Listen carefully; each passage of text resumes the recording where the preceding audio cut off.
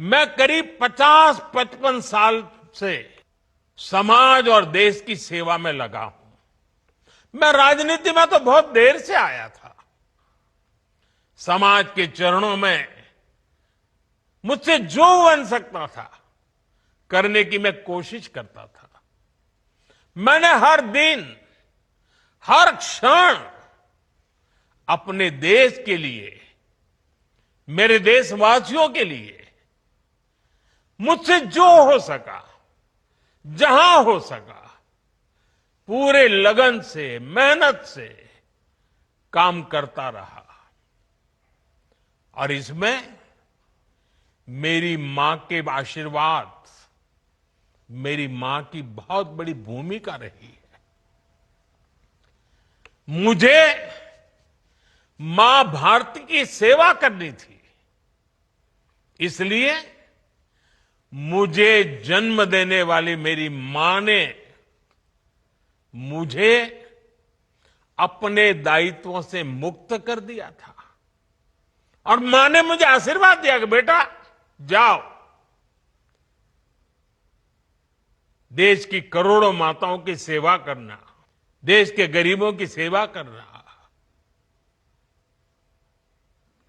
उस मां के ही आशीर्वाद से मैं चल पड़ा था। और इसलिए मुझे आज इस बात की पीड़ा है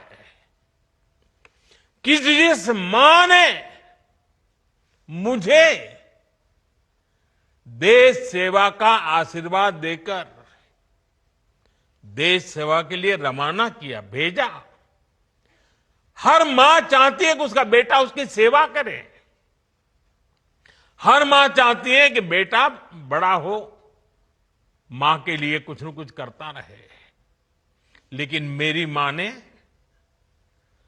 खुद के लिए नहीं, आप जैसी करोड़ों माताओं की मैं सेवा कर सकूं, इसलिए खुद से अलग करके मुझे जाने की इजाजत दी। आप सब जानते हैं, अब मेरी मां का शरीर तो इस दुनिया में नहीं है।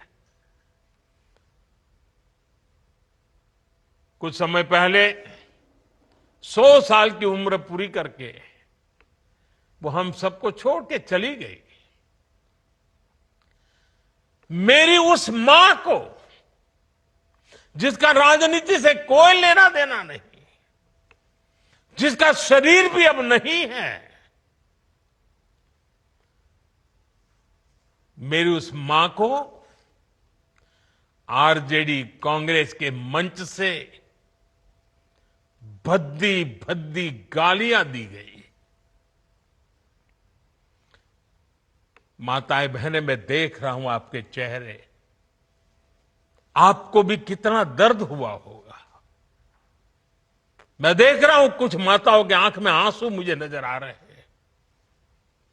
ये बहुत ही दुख देने वाला है, कष्ट देने वाला है, पीड़ा देने वाला है।